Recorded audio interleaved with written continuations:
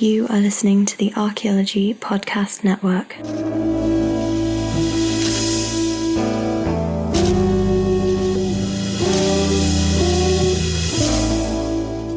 Hello and welcome to the CRMArchaeology Podcast, episode 81 for March 30th, 2016. I'm your host, Chris Webster. On today's show, we talked to Charlie Peliska about the results of a recent survey he conducted and posted on social media. So check out that survey in the show notes because the CRMArchaeology Podcast starts right now.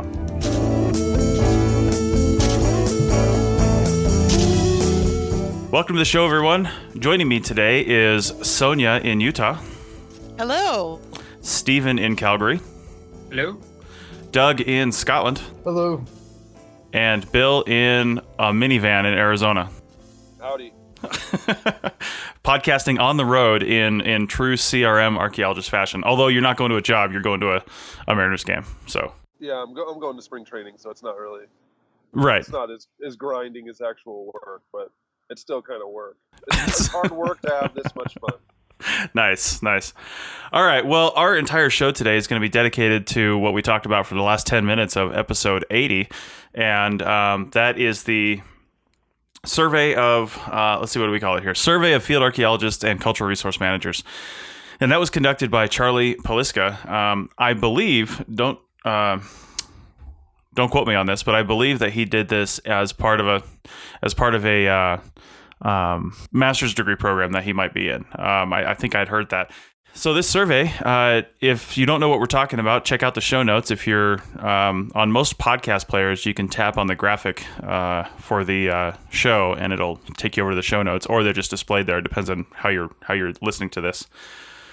But we're going to start this off just talking about the data a little bit. We had a chance to look at the raw data as well, and one of the things that I wanted to start off with before we got into specifics was just reading and understanding this table, okay? And what I mean by that is if you go all the way to the very end, there's an easy way to understand what I mean by just understanding the data, and that's at the section called Wages and Income by Gender. So to me, this isn't, it's good data to have, but the graph doesn't really make much sense to me. It's not very helpful the way it's presented, only because you're just comparing straight up wages by gender, and that's it. Position isn't being taken into account. To me, you have to compare wages and gender for field techs, for crew chiefs, for project managers, for principal investigators, for company owners, okay? If you just throw everybody into the mix, then I think the data gets a little clouded, and it gets a little hard to really tease that out. And it doesn't seem to make any sense. I mean, I'm looking here. I think the average, the high end here for both men and women is about $18 to $24 per hour. And honestly, I think that's a little disingenuous because a lot of people just simply don't make that unless most of the people on the West Coast answered that question, and nobody in the East Coast did. But and I'm willing to bet more field techs answered this too. Actually, I don't remember seeing that graph. If there's a graph of who answered this by job, I don't know if you guys remember seeing that or not. I'm looking up through here. There was a table that showed the amount of people, what their position was of the folks that answered, and we had 32% field tech, 16% crew chief, 13% field director, and then only 6% PI. So okay, that kind of tells you it's like about what 30% mid-level manager people, and then 30% field techs. Mm-hmm. Which that makes sense. I'm actually surprised there isn't more field techs, but you'd think they'd be the higher end of the scale there since there's more of them. Yeah, I see the current position graph here. They just kind of spread out, which is interesting. Hey, quick question, guys. Yeah, go ahead. Did all you guys participate in this? I did. Because I did. Yeah, I did too. Sweet. Yeah, Stephen and Doug, did you guys fill out the survey? No. Yes. No? Yeah? Okay. Oh, Stephen. Oh. I don't remember that being a call for it, but hey. Yeah. I think I remember seeing it on, I want to say, Archaeofield Tech's Facebook group and on the North American Archaeological Tech Forum Facebook group. And that's the only places I saw it, I think. And it was up for a little while and it was commented on, so I think it stayed at the top. Well, either way, getting that much participation, 479 people, I believe, participated in the survey. which is a lot. That's a great response. For an Yeah. informal survey, that's like, I think I looked at it based on maybe some of Doug's calculations. That was like 4% of all the archaeologists. If you go with the conservative estimate of 11,000 archaeologists in Mm-hmm. North America or United States, that Mm-hmm. was like 4% through a Facebook poll. Right. And one thing I would caution too, as far as looking at this data, if you look in his introduction section on the second paragraph, it says, here's what I was talking about earlier. It says the survey was conducted from May through September 2015, posted in multiple Facebook groups, individual Facebook pages, and on arcfieldwork.com. And if I remember right from taking the survey, there was really no way to uniquely identify somebody. So not that anybody loves taking surveys, but there's no way to prove that somebody didn't go and take it 10 times, and give different answers every time. Not that anybody would really do that, but just to point out that there didn't seem a way to control for that. So it's something you have to consider when you have a survey like this. But with 479 responses, I'm willing to bet that on the average, the responses are probably, accurate and genuine. What was this? What platform was the survey done on? Since I'm the one who didn't take it, I can ask these questions.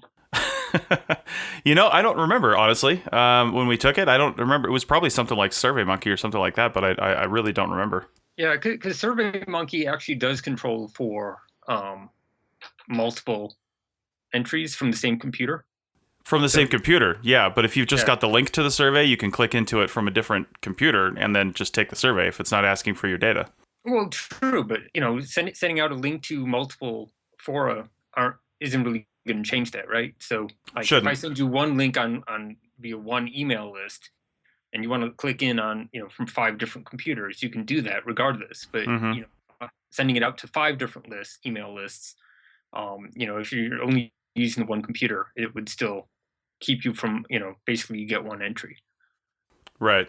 So there's always the people can cheat if they really, really wanted to, but they would have to get multiple computers going. Yeah, and who's got time for that?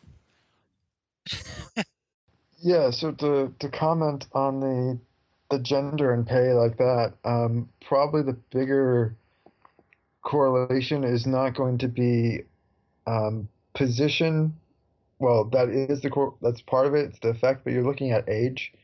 So the guy who created it was willing to share the data with us, and so I quickly flipped through the things, and what you'll find is actually pay is pretty much even across the field until you hit. So, like, if you do it by age cohort and experience cohort, it's all pretty much the same. It's just the problem is there's more women younger who tend to get, the younger you are, tend to get paid less. So that's showing that issue right there is basically, so like the top ones, like a guy, male 50s 30 plus an hour, male 60s 30 plus hour, and it goes like that. But the women are also, who are in their 40s and 50s and 60s, who are also getting paid at that level as well. It's just that the response was much younger. There's more women who are younger responding than there are older, and that correlates to pay, that correlates to position, that correlates to experience. So are you saying the pay for men and women wasn't as different as it looks like on the chart here? Yeah, because in some of these levels it's kind of even, but in some of them he's got the the bars are not exactly lined up. Yeah, it's for the most part, it correlates more to age than anything else. Mm-hmm. Yeah, well, and that makes sense because age often correlates to position as well. Just in a rough sense. If you're younger, you're probably lower on the totem pole, and if you're older and you've progressed through your career, you're probably higher on the totem pole. Obviously, not always the case, but a general rule to follow in most industries, I would say. The other thing I noticed was the education correlation. Mm-hmm. So it did look like, in general, and he even says it, that a graduate degree does equal a higher wage. However, and I don't know if this was just the number of individuals who responded, it didn't seem like a PhD really gave you that much more money than just having a master's. So all the folks, I guess, out there that's listening to this that are retooling by going to get a master's, stop there. Do not continue on. That's what I like to say too. Says the guy in a PhD program. Hey, I'm like that soldier that likes a lot of extra badges. Nice. That's a pretty expensive badge to collect. Hey, just like Pokemon cards, collect them all. There you go. Yeah, I sometimes feel like people do that too. They like just, not that you're doing this, Bill, but I feel like some people do just like to collect degrees and be in school. I mean, I like to be in school, don't get me wrong. And if it were free, I'd probably, work for 10 years, go back to school, work for 10 years, go back to school, just have a cycle like that. It would be really nice to be able to do something like that. Not even for archaeology, for the, necessarily, just to go back and learn something else. Yeah, like go back to high school senior year in your case, just going way back. Let's work 10 years, be in high school again. Yeah, exactly. Let's do it. Let's see. Anything else you guys noticed that you want to bring up? So as far as degrees go, it looked like, I'm trying to see here, 74% or so had a college degree or a graduate degree. There was a lot of people who had associate degrees, but he came to the conclusion that we're underpaid for our education. And I don't know what it would be nice to do a correlation between years of experience in education, because it would be interesting to see if, entry level right out of school with your master's or PhD, you're lower on the pay scale. But after you've been there for 10 years, and you have your graduate degree, does the graduate degree compensate? Mm-hmm. And then it would also be interesting to see the folks who are paid the most. It looked like, according to the table, the people who were paid the most had a graduate degree or PhD.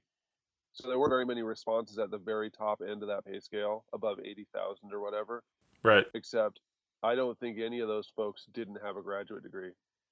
Mm-hmm. So as far as, education and experience, I think that you don't really survive very long if you don't have a graduate degree. Yeah, that's probably true. I think that's a good. I think that's a good analysis of those data, because part of the problem is probably depends on where you work too. I mean, if it's really difficult work, like just backbreaking work all the time as a field tech, like for example, I think the East Coast is way worse than the West Coast for that, because you're always shovel testing, doing something like that. I mean, how long could you really do that and stay in good physical condition? You know what I mean? You almost have to move up just to get out of the field a little bit so you can not destroy your body. Yeah, you're right about that. I saw the regional distribution. It did seem like there was a lot of people from the Southeast and the Southwest. I'd like to look at that again real fast, but I know that in the Southwest specifically, you basically have to have a graduate degree if you want to survive. However, there are so many people that I've worked with before that have a lot of experience, and they have maybe no degree, just a high school diploma, or they're a backhoe driver that are excellent at doing archaeology, and they've been around for decades.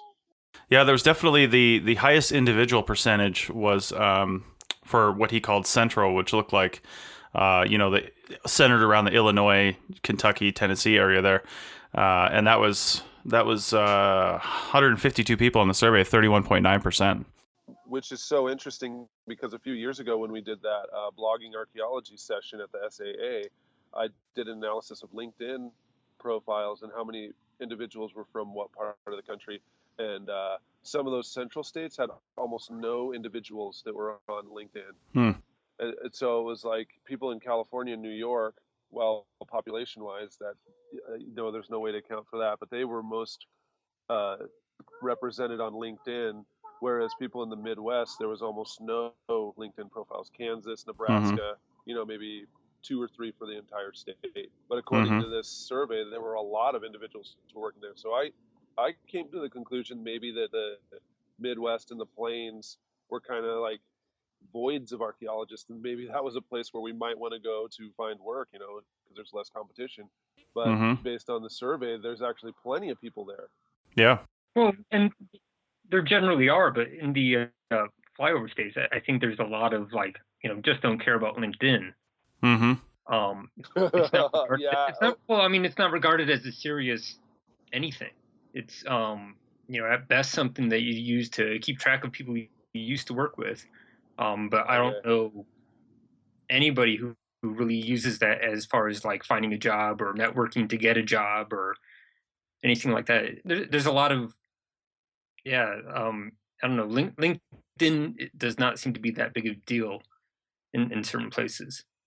At least in my experience, between Wisconsin and like working in the upper Midwest and now Alberta, it's everybody's on LinkedIn, but nobody cares and nobody really checks in.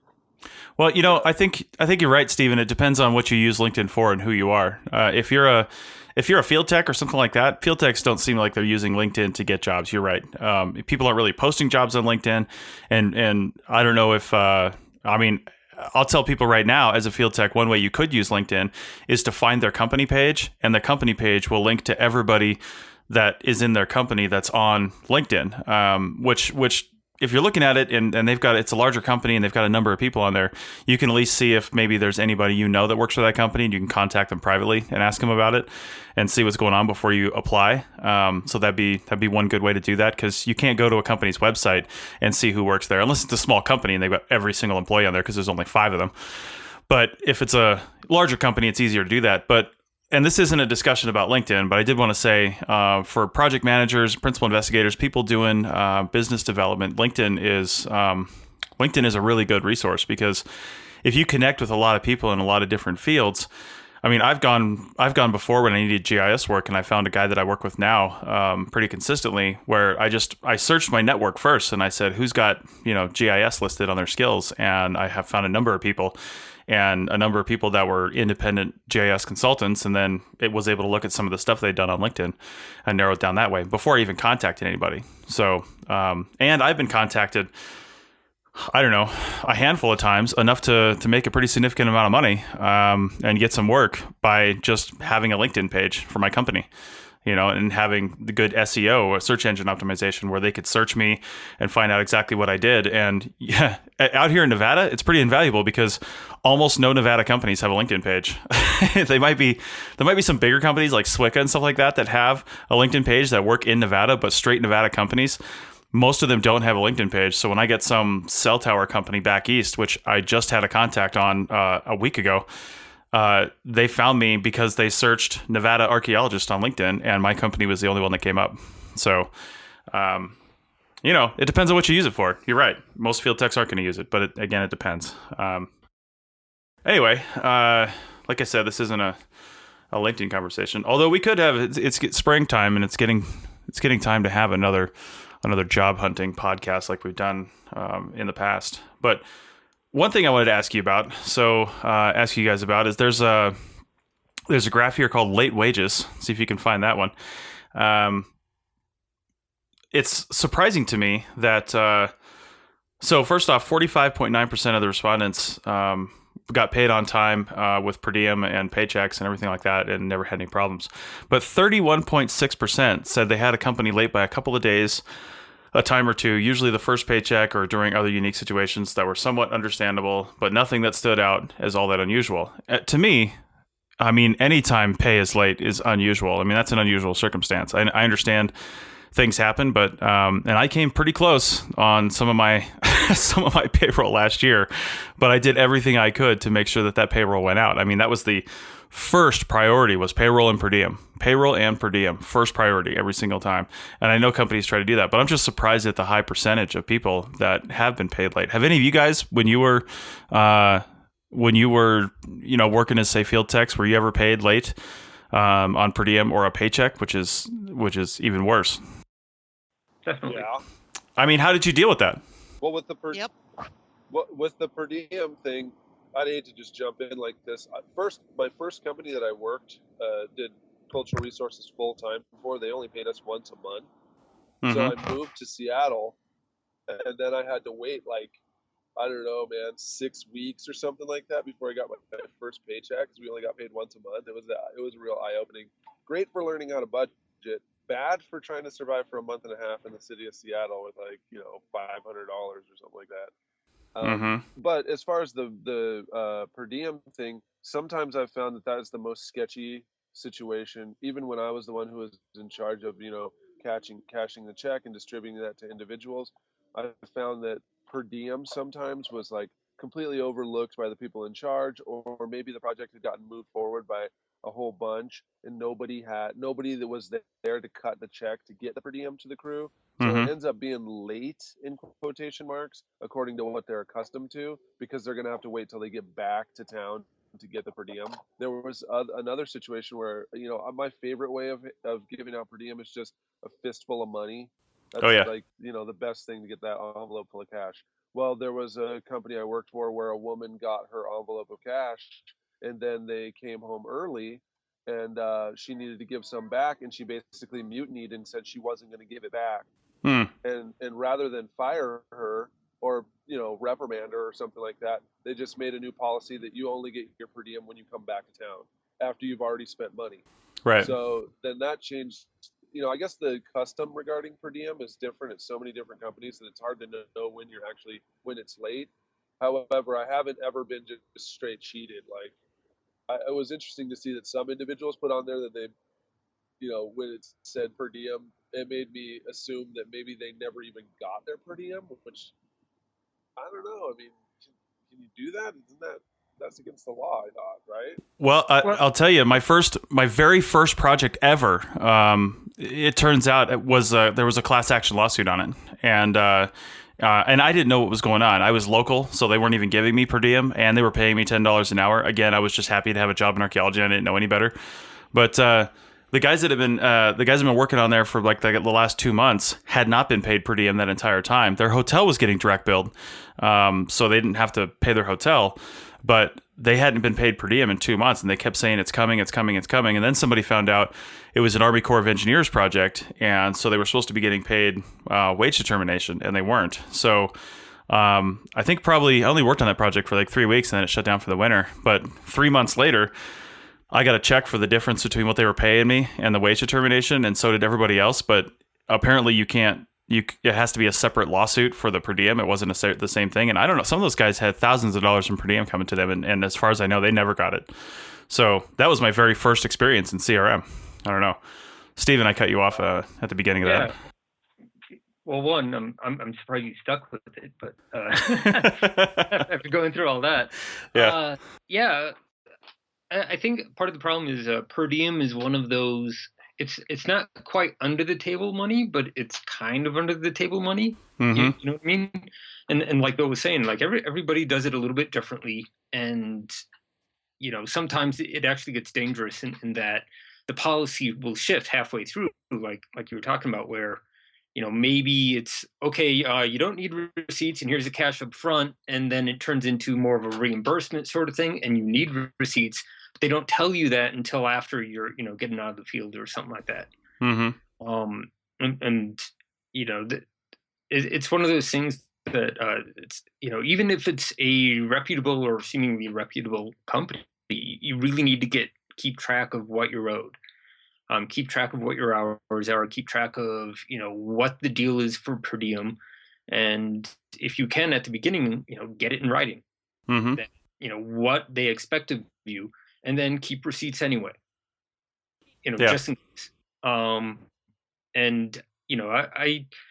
worked on one project back in the 20th century. It was like we were per diem because it wasn't something where it was like you had documented your number of hours or anything like that. It was like, well, here's the per diem at the end of the week, and then it was every other week, and then it was just kind of inconsistent. And I mean, there are a lot of rumors of why this was, like the boss is sitting on the money and he's got an interest-bearing account and doesn't want to hand it over.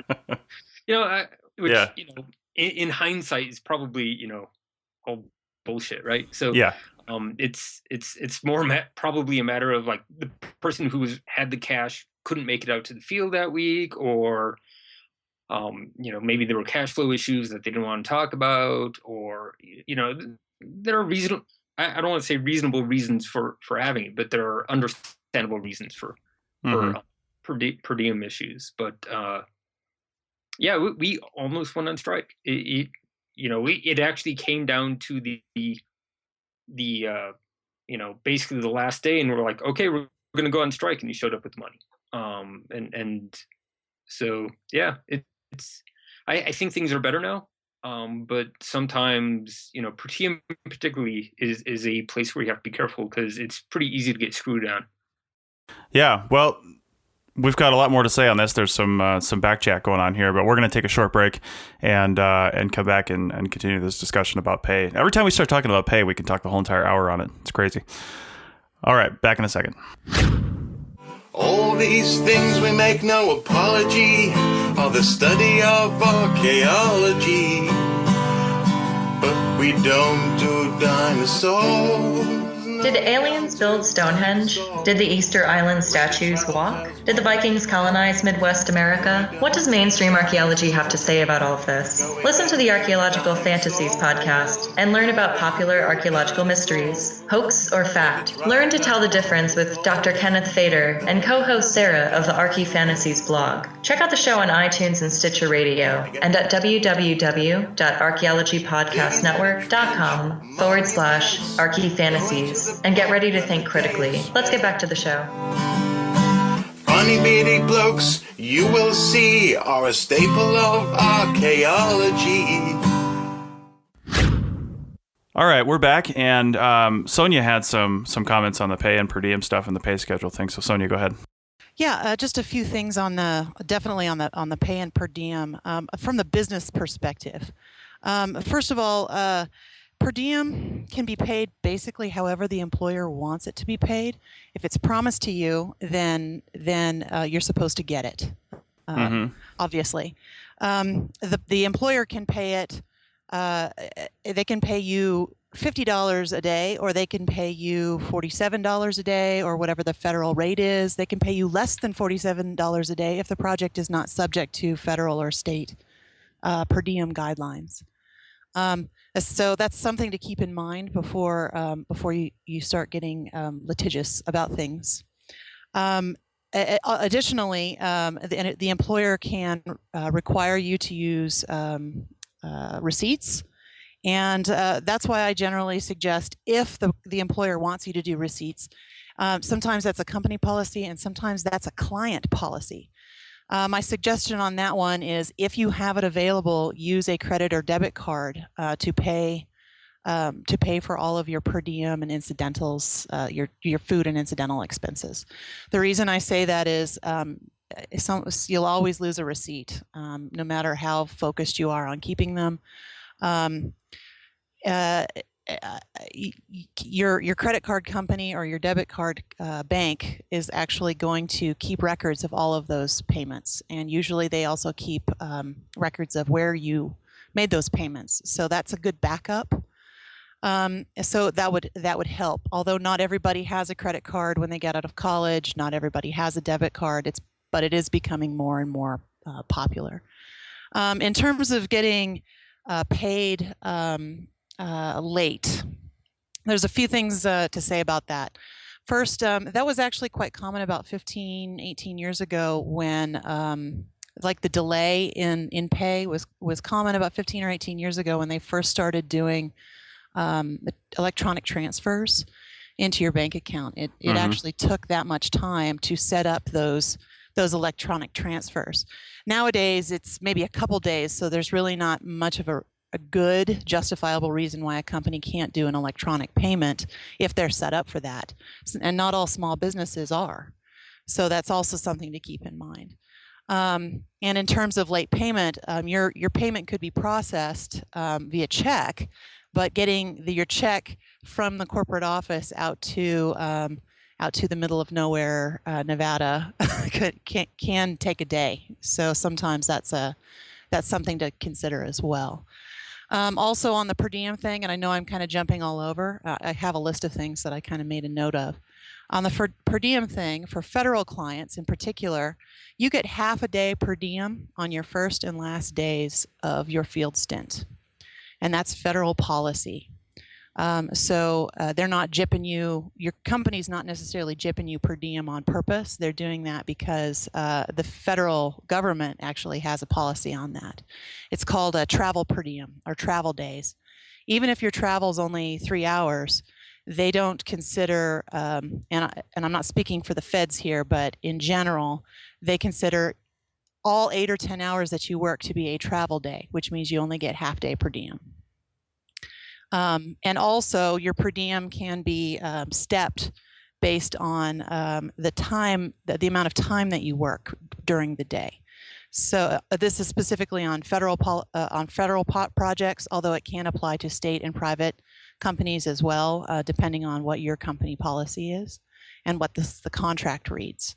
Mm-hmm. So if you work 2 to 4 hours, you get, or if you get work up to like 2 hours, you get 25% of your per diem. If you work 4 hours, you get 50% of your per diem. 75 and 100. If you work anything more than 100%, you just get 100% of your per diem for that day. So just a whole bunch of things on the business end to keep in mind when it comes to per diem schedule and pay schedule. Pay, I have less tolerance for late payments. So there can always be hiccups in the process, but usually most companies are apologetic and will try to get you paid as quickly as possible because we want to keep our employees happy. So yeah, and anyway. I'd be willing to bet that there's very few, almost not even worth talking about circumstances where some employer is keeping pay or per diem back for some nefarious reason. I'm willing to bet it's always because they simply don't have the money, or because of some logistical error. Because if they're small companies, it's probably they just simply don't have the money. There's a gap between when they're getting paid by the client, especially on a big project, and when they can pay you. And in the meantime, they're putting a second mortgage on their house, they're selling a car, they're doing something so they can get out their payroll. And if it's a larger company, then it's just not in their best interest to do something nefarious. You know what I mean? We like to think that the corporations are doing evil things, but that really isn't good for them. If that's the case. It's sometimes it's not even the corporation. Sometimes it's an individual.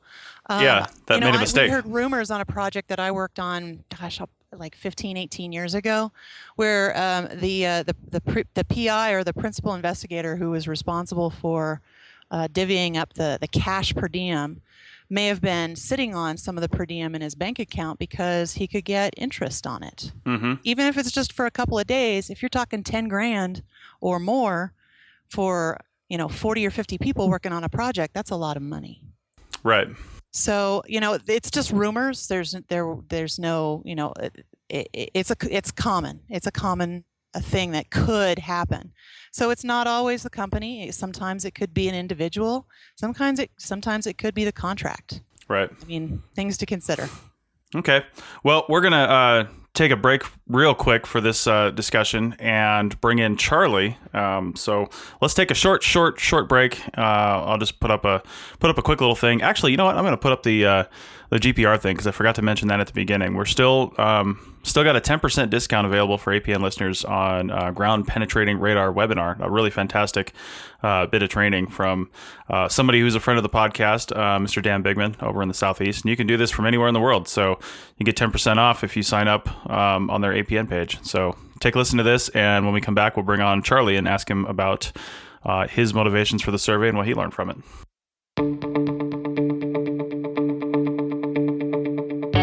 Hey everyone, I'm here with Dan Bigman of Bigman Geophysical with an awesome special offer for APN listeners. Dan, what have you got for us? Well, for the past year, I've been everywhere I've went, people have requested training on ground penetrating radar, and they've all voiced concerns that there's nowhere to get accessible quality training for a really reasonable price. So what Bigman Geophysical is doing is we're going to put on a 3-part webinar series on GPR basics, ground penetrating radar basics, that's going to take place Mondays, April 18th, April 25th, and May 2nd, 2016. In this course, we're going to break it into 3 parts. Part 1 is going to go over basic concepts and theory of ground penetrating radar. Part 2 is going to talk about processing data, visualizing data, and GPR data interpretation. And then part 3 is going to be all about case studies and applications of ground penetrating radar to several different industries, including archaeology. And how long does each class period last? So each class period is going to have a live section on Monday. For each of those Mondays, it's going to be about an hour and 15 to an hour and a half of class time. And then there's going to be additional time for question and answers throughout each course. What we're also going to do is do an unlimited replay for each topic for each week from Wednesday to Sunday. So if you miss it, or you want to see it again, which we hope you do, then you'll be able to log into a special website and replay the webinar. And how much is this going to cost us? So the regular price of this webinar is $299. And what we're going to do for APN listeners as a special deal is give a 25% discount for the first 7 days that we're running registration. So that's going to go from March 7th till March 14th at 8 p.m. Eastern time for that 25% discount. After that, we're still going to give APN listeners a discount that's just for them. That's going to be 10%. But if you really want to get in this for relatively inexpensive, then the 25% off is going to give you a rate of $225 for the course. So where can people go to sign up for this class? You just have to pop over to bigmangeophysical.com/APN to get the special rate. That's bigmangeophysical.com/APN. And there they can sign up and go to a secure website to enter all their information and get that 25% off. So whether you're a seasoned archaeologist or just getting started, this course will really be an asset for everyone. Head over to bigmangeophysical.com/APN, or you can click through from the APN website at www.archaeologypodcastnetwork.com to get your 25% off today.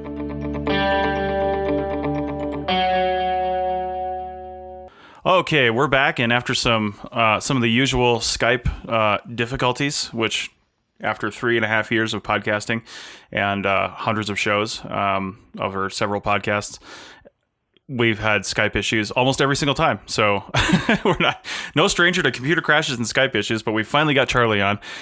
So Charlie Peliska, why don't you tell us just a little bit about yourself and what your motivations were for putting this survey together? Well, I've been doing CRM Archaeology for 10 years, and I've been going back to graduate school. And almost every project I've been on, you sit around either behind the hotel, at the campfire, at the pub, wherever, and you hear all these stories, and you hear about how people have different issues with life in the field. But they're always allegorical, always, through the grapevine. And I've tried to see what some actual numbers are out there, and they're very, very hard to come by. Mm-hmm. Doug's publication a couple of years ago, or blog post a couple of years ago about how many numbers there are just in U.S. archaeologists, it is a perfect example, and it's the only real set of numbers I could come by that made sense. Mm-hmm. And the rest of the numbers, the numbers that the government provides through the Bureau of Labor Statistics and different numbers out there, sure don't seem to mesh with what I'm hearing and seeing in the field. Mm-hmm. And so I figured, I've got questions, I might as well find answers. So that's how I came up with, I might as well do the survey. And I was speaking to a few colleagues about what they would want to hear as well. So that's where a lot of the questions came from, is either stuff that the colleagues had asked or my own questions about the field. Okay. Well, and you also asked a lot of questions in your survey that like nobody's asked, government or otherwise, like we were just talking about pay and per diem stuff, and not like numbers for pay and per diem, but like one of the specific things we were talking about was, how often have you been paid late or not at all, Mm-hmm. things like that. And those are questions that I don't know anyone's answered in recent memory, maybe a long time ago, but definitely not something that's recent and pertinent to today. So I think we're going to just include you in our continuing discussion here about some of the other things we've noticed in the survey and things like that. Doug's mentioning something in the back chat here. Doug, go ahead. Yeah, just like to comment on Charlie's thing about the Bureau of Labor Statistics. They are horrendously bad, and there's a couple of reasons for that. One is those statistics are gathered by sampling a survey of companies, and those companies are ones that sort of pay in for, basically it's taken from state records of companies that may pay for staff to get laid off. And so it samples, but it misses anyone who's self-employed, and it tends to miss small companies. And most CRM companies are quite small. I'm sure the big ones, they're part of like environmental or engineering firms, they get counted. But for the most part, it misses a lot of small companies. And so it says something like there's 7,000 archaeologists and anthropologists. And if anyone knows, the American Anthropology Association has 10,000 members, and SAA has 7,000. So you can do the math right there and realize the numbers are off. But basically, the way they gather data, because it's so small, and archaeology's such a small CRM, such a small field that it covers, we're missed out by the sampling. So there's a huge sampling error. And so when it says, the average archaeologist makes 60 or 80,000 or something like that, that's because they've managed to, sample some universities and some very large companies that will have, someone who they've paid as a consultant to make sure that they have to do the least amount of CRM as possible. And so the numbers don't match up with what most people find in the field, which is pay that's not that much, maybe double minimum wage, if we're lucky. I think that's what this survey actually captures, that a huge amount of us are making, in the middle wages. I'm trying to look at my numbers right here. I can't remember. Maybe Charlie can tell us, but it seemed like most of us made 30 to 40,000 a year, whereas the Bureau of Labor says we're supposed to make like 54,000 a year. Mm-hmm. Yeah, and the graph I was really looking at from BLS was where it compared earning and unemployment rates by educational attainment. So as almost all of us have at least a bachelor's degree, if not a master's degree, upwards of a PhD, the fact that the median earnings, for a bachelor's degree comes out to a little over $57,000 a year.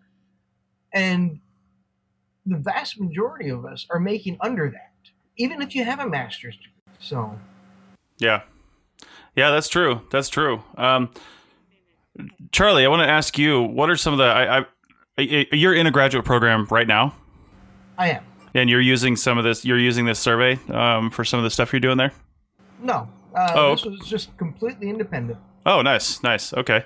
Well, I'm wondering, what are some of the other? We've talked about some of the big stuff we've seen out of the survey that were important to us. What are some of the bigger points or lessons that you learned from the survey that maybe you weren't expecting, or something like that, or that kind of took you by surprise?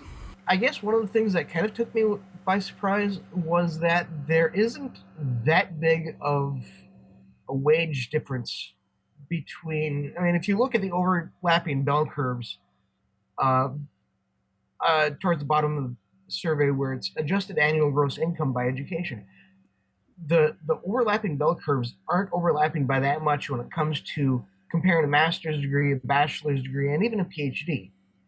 There just isn't that much, and the PhD bumps it up a bit. But I thought there'd be a definite change there, and there just doesn't seem to be one, which begs the question to some, is it really worth going and getting that master's degree, with the exception of, okay, then you're qualified by state and federal standards of leading a project. But if you're a field tech already able to hold your own employment either in public service, or if you have well enough established contacts nationwide, and you can bounce from the Midwest to the Southwest to the Great Basin or wherever, do you really need to go and drop that $40,000, $50,000, $60,000 on a graduate degree? I don't know. That's up for everyone to decide themselves. Well, I have a comment on that, because I've talked about this before on other shows and other episodes of this podcast, and it hurts to say sometimes, but to me, CRM archaeology in particular is really more about, are you happy with what you're doing? Not necessarily, are you happy with how much you're getting paid or how much it costs to get you there? And that's a pretty crappy thing to have to say, honestly, because we feel like we should get paid more because we have a master's degree or a PhD. We feel like that's the case. But if that's not the case in our field, but that master's degree, like to take that as an example, puts you in a different position, mentally, career-wise, in a place where you're more happy, like maybe you can do more research, maybe you like leading people and leading projects, and you can't do that without a master's degree in a lot of places, then that says a lot to me, almost more so than pay does. I mean, if you're buried in student loans for the rest of your life, then I guess, yeah, that's a huge deal. But if you can manage to get a partially funded program, or you're in a state school and it's not that expensive, and you can get it paid off, and then your quality of life is improved dramatically by having that advanced degree, then I say go for it still, and don't concern yourself with the fact that, yeah, you're not going to get paid $100,000 a year. You're going to get paid only a little more, and I think that's the biggest problem with some of the people in this field, especially field technicians, is they think, oh, I'm going to get a master's degree because the world says I'll get paid more money, but it just doesn't work that way in our field. You got to look at different motivations, to me. So yeah, I mean, why are you getting a master's degree, Charlie? I'm getting a master's degree mainly because I wanted to get a better understanding of the laws and why exactly we're doing this. Mm-hmm. And I thought the Cultural Resource Management master's degree at St. Cloud State University, where I'm going, really hit hard on that. Mm-hmm. And then the other reason was in hopes to get a permanent position that I could really make a career out of this, even though, yeah, in my own mind, I'd been doing this as my career, and I considered myself an archaeologist. And while, it kind of goes back into some of the conversations you guys had last episode about what's a professional archaeologist and what's not a professional archaeologist. And I think a lot of that also has to do with respect, because whether there's a difference between a real archaeologist or a whatever you want to call anybody who doesn't have a graduate degree, whether it's an avocational archaeologist, a amateur archaeologist, whatever you want to call field techs, and true chiefs that don't have a degree, there's definitely a layer of respect or a separation of respect, where someone without a master's degree usually doesn't get a chance to help author any parts of a report. They don't really get a chance to show their chops at writing or any other even semi-professional work. Occasionally you might have the exceptions, but for the most part, the respect out there for many people is contingent upon kind of the degree. Mm-hmm. So, well, this tells me you're going to get your master's degree for the right reason, because it sounds like whatever your definition of quality of life is, it sounds like you're trying to improve your quality of life. And quite honestly, something people don't really factor in sometimes is your hourly wage or even your annual salary might be a little bit higher with a master's degree versus having just a bachelor's degree. But that being said, if you've got a master's degree and you're working somewhere as, say, a project manager or a field director or something like that, not field director, I guess someplace where you're staying in more than you're going out, you're going to make less money that year because you're going to make less per diem. If you're taking a position where you're staying in the office more and you're getting more security and you're full-time employed, you're probably making way less money because of that per diem. I mean, per diem for some people, depending on where you work, can be, $20,000, $30,000 a year untaxable. So, yep. I mean, that's a pretty huge bump. And if you take that away and you only increase your salary by $5,000, $10,000 a year, you're actually losing money. So if money's the motivation for people, then you're actually better off staying a field tech and working somewhere with high per diem, where they don't direct bill the hotel, and then you can make your own choices. But yeah. And that unless anybody has a comment on that, that leads me into another question on your table here. Let me go back and find it. It was about lodging, and I started in the East Coast and down in the Southeast, where I didn't know any better. They were direct billing the hotel, and they were often putting two of us in a hotel room, whether it was South Carolina, North Carolina. I worked in Florida as well, and I didn't know any better. I thought that's the way it goes. And then I came out west and found out it's very different out here. And a lot of the companies out here will just give you, they'll either still direct bill the hotel, but it's single occupancy hotel rooms. You just don't see double occupancy that much on the West Coast. And then it's also a number of people will just give you straight per diem and you find your own place to live. But the respondents to the survey, it was overwhelming that you got placed in a hotel by a company. I mean, it's 97% almost or something like that of respondents said things like that. And then I have a slight I have a slight objection to the way you worded part of the lodging questions was they make us find our own accommodations. To me, it's they allow us to find our own accommodations. True. I prefer to find my own accommodations because I'm 40 years old and I don't want somebody in a hotel, in an office somewhere with different motivations for where I'm going to live, deciding where I'm going to spend the majority of my time for the field season. You know what I mean? I'd rather find my own hotel. If I want to go cheap, I'll go cheap. If I want to live it up next session and get room service and breakfast in bed, then that's what I'm going to do. But it's my choice, you know, and I'm really surprised that the numbers were so low on the people that have experienced that and had to do that. So I mean, I know you work in the Midwest, so it's a lot of direct billing of hotels out there.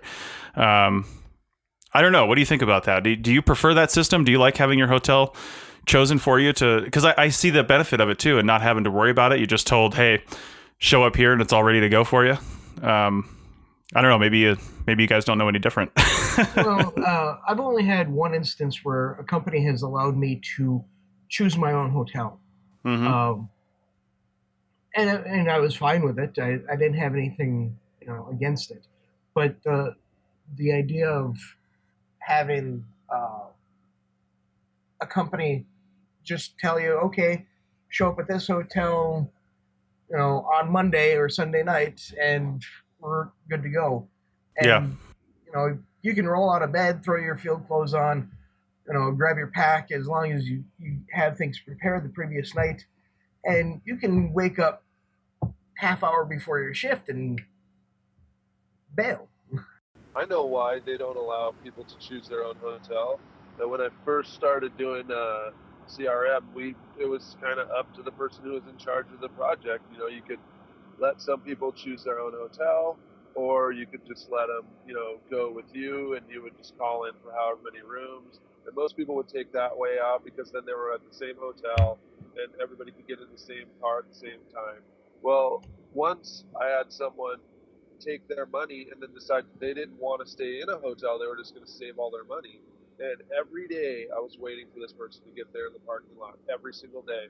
Every night after work, this person was asking to take a shower in someone else's room or wanted to have, maybe sneak in and eat the free breakfast, all the while they were pocketing the money, right? So with them being late like that every day, that's why I just started booking the rooms for everyone. And I know I booked rooms for people who were just like you, Chris, that would rather do it on their own. So that's why I always made sure to get the best deal that I possibly could in whatever town we were there. And so, there's a couple of tricks to it, but I always try to stick to the holy trinity of free internet. I mean, it's not so bad anymore now because most of the mid-range hotels give you free internet. But, 10 years ago or so, it was actually kind of hard to find free internet, or at least internet in your room for every single room. Yeah. But it was always all about internet, microwave, and mini fridge. Can I get them in every single room? And then if I can I get it for the very cheapest rate possible? So sometimes that was hotels.com. Sometimes that was just calling them and telling them someone else across town was going to give me a better deal. Mm-hmm. And then also because we're booking Monday through Thursday, that's the lowest occupancy time for any hotel. So sometimes if they don't have mini fridges, they'll go get them if you'll stay there for 6 months. Or if they don't have microwaves, they'll go and make a special thing. They know they're going to get 20 rooms booked or 15 rooms booked for the next 3 months during the off season. That was something they're willing to do. So just really negotiating with people. So you're right. You don't want just some person, not that the office folks are bad guys, but they're just seriously going to go online and Google, cheapest hotel in the middle of nowhere, and then whatever that is, they're just going to book it, right? Mm-hmm. And it may not have internet, it may not be within cell signal range of some people's carriers. And all those things drive down morale. But having everybody together in the same spot and having them get in the same truck at the same time, to me, was more important than letting someone have the freedom to choose room service.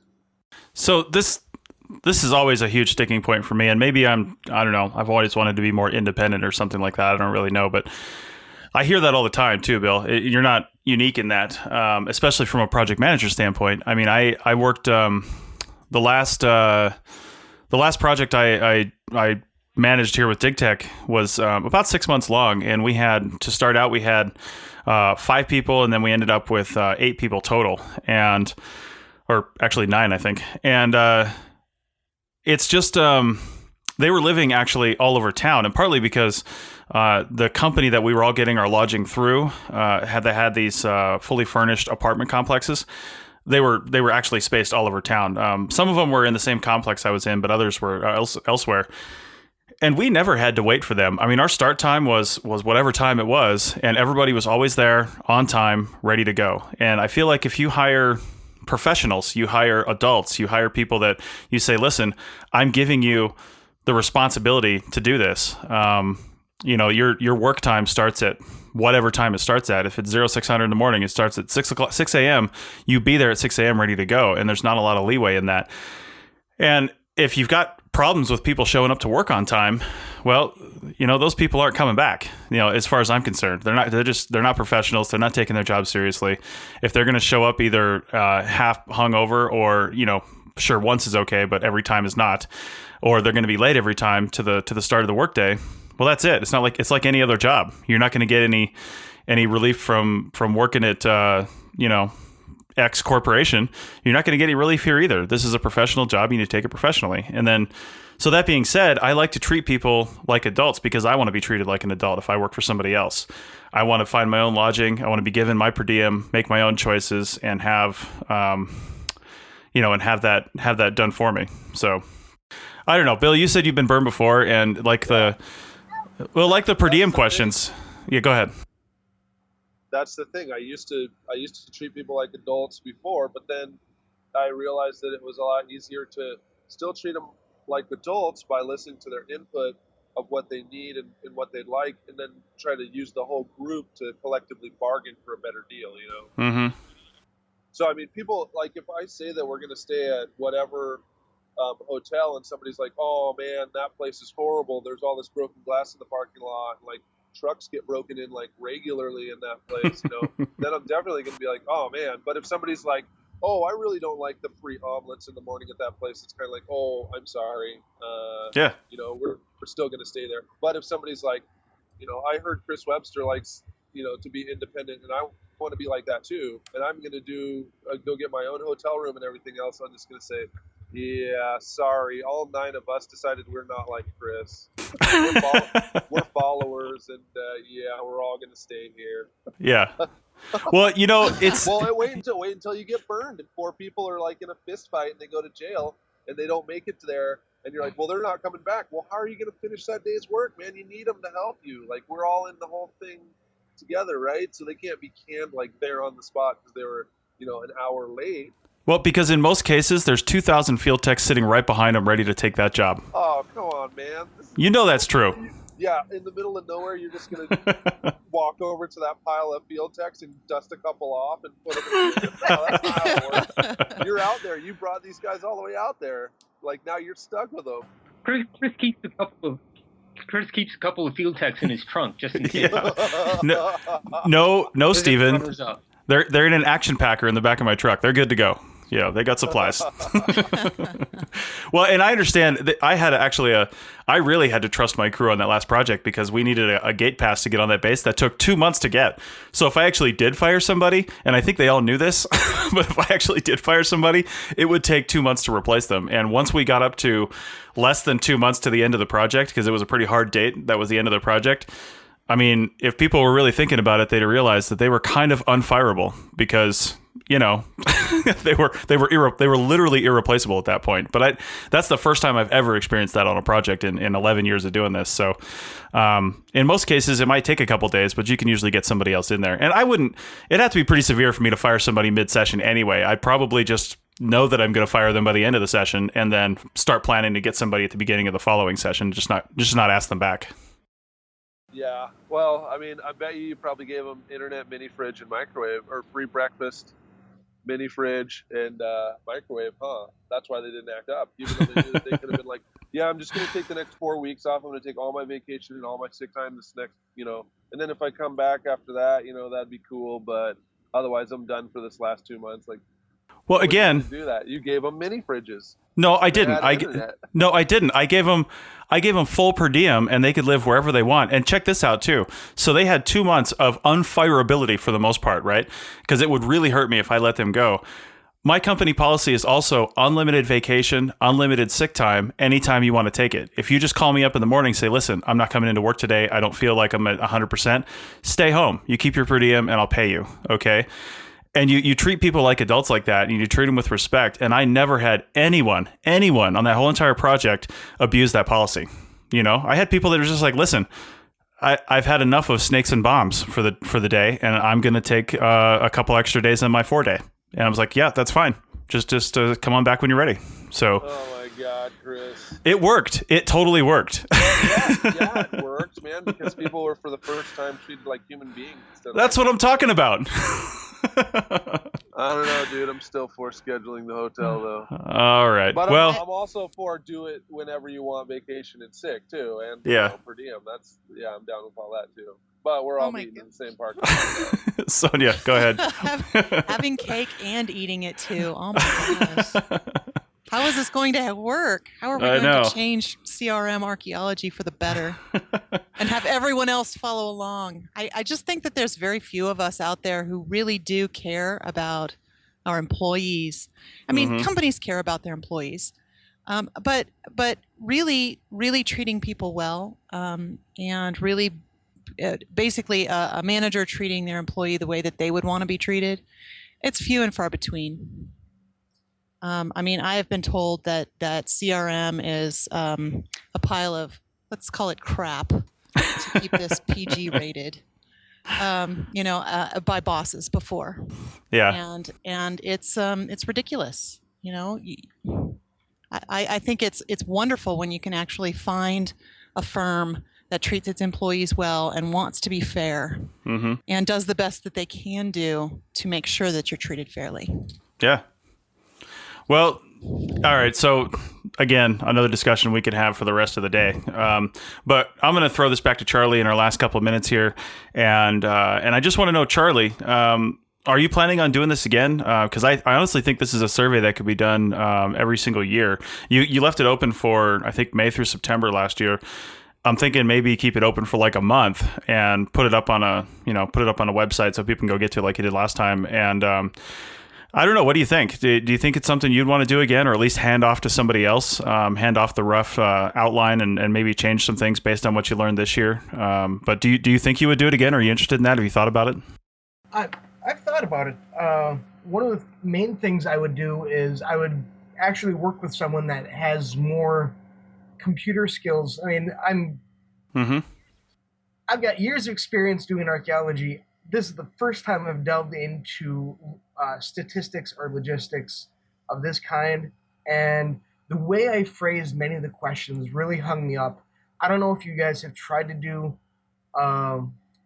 any of the more complex work with the raw data, but yeah. My God, I made the mistake of I gave plenty of options for archaeologists to give their opinions on things. And what happens when you give 489 people the opportunity to give their opinion on something? You get 489 different opinions. And so it's really hard to do statistics on all of those, because if you do crosstabs, you get a whole long chart with everybody having one or two little things. So, well, I don't know if you can see the back chat we got going on here, Charlie, but yes. Doug is mentioning in the background that he does this sort of thing occasionally. It's called every post on his blog. So I'd love to see, and I'm not trying to push you guys in this, but I'd love to see you guys work together on this and get another survey out, clean up the questions a little bit. Like you're saying, you learned a lot of lessons putting something together like this, and And honestly, I applaud you for even taking it on. I mean, it's a massive survey. It wasn't like 5 questions. It's a lot of questions. And if you notice, I don't know if this had anything to do with it, but I think it's University of Wisconsin at La Crosse is peddling a survey right now that I just took last night. It took me about, honestly, 10, 15 minutes. And they had, I don't know, if anybody sees that going around, RPA is peddling, and I think SAA is as well. And I've seen it on a few other things. It's now, to be fair, they used a different platform, and it's a much more, I guess, it's a better constructed survey, and just the mechanics of it, because they used an expensive platform that they have access to. But their questions aren't as good. Their questions aren't as pertinent to actual archaeologists. I mean, I think they're sending this out to a lot of academic archaeologists and things like that, just judging on the questions. And some of the questions honestly seem generic, like they pulled them out of a, hey, I want to make a survey about employment, thing. Whereas your questions are way more pointed to our field and way more applicable, and to give us some really good information on what's actually going on in our field. You just need to, learn the lessons from this one and modify slightly and put it back out there again. And I think it'll be a really good thing to see again. So, indeed, I just want to kind of counter Sonia's last comment a little bit. I think overall CRM companies, at least a lot of the smaller ones, they really do care about their employees. They really focus on them. But because CRM is such a price competitive field, which I think there really needs to be a larger discussion at the higher levels about maybe it needs certification, maybe it needs something where we can stop some of the price wars and increase bids and make things so that there's more money to spread around. I don't know. I mean, we all know that they want to try and take care of their employees, but there's just so little money for them to even balance their books at the start of each month, much less the end of the month. Yep, you're totally right. Well, I think we're going to end this podcast right here because we could go on all day.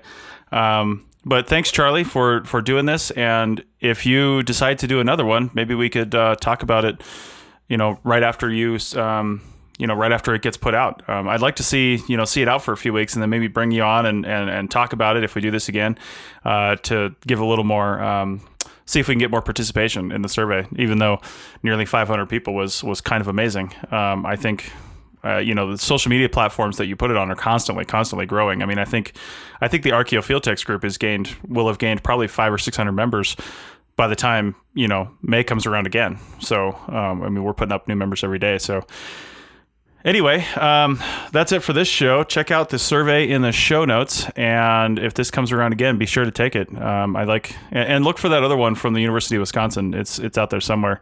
It's always good, even if the survey is not that well put together. Like I don't really like the University of Wisconsin one. Like I said, it's a little too generic, but we need more data and statistics so we can stop relying on anecdotal evidence and things like that, and we can get some hard data about our field and then start correcting it if it needs to be corrected. So, all right, that's it. Thanks for listening, and be sure to leave a comment if you have one. Thanks.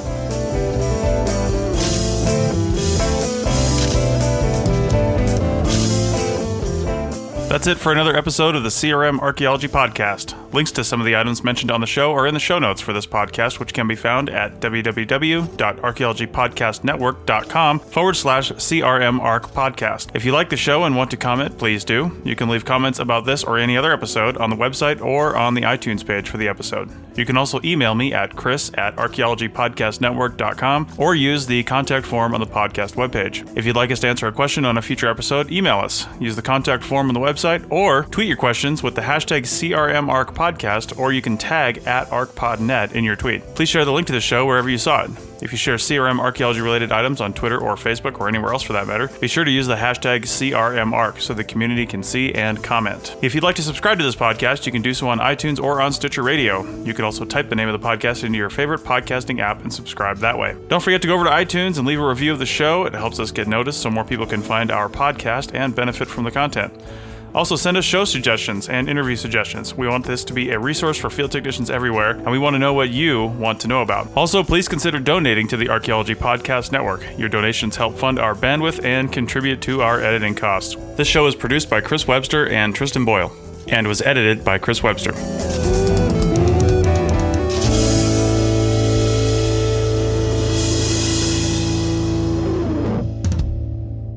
This has been a presentation of the Archaeology Podcast Network. Visit us on the web for show notes and other podcasts at www.archaeologypodcastnetwork.com. Contact us at chris@archaeologypodcastnetwork.com.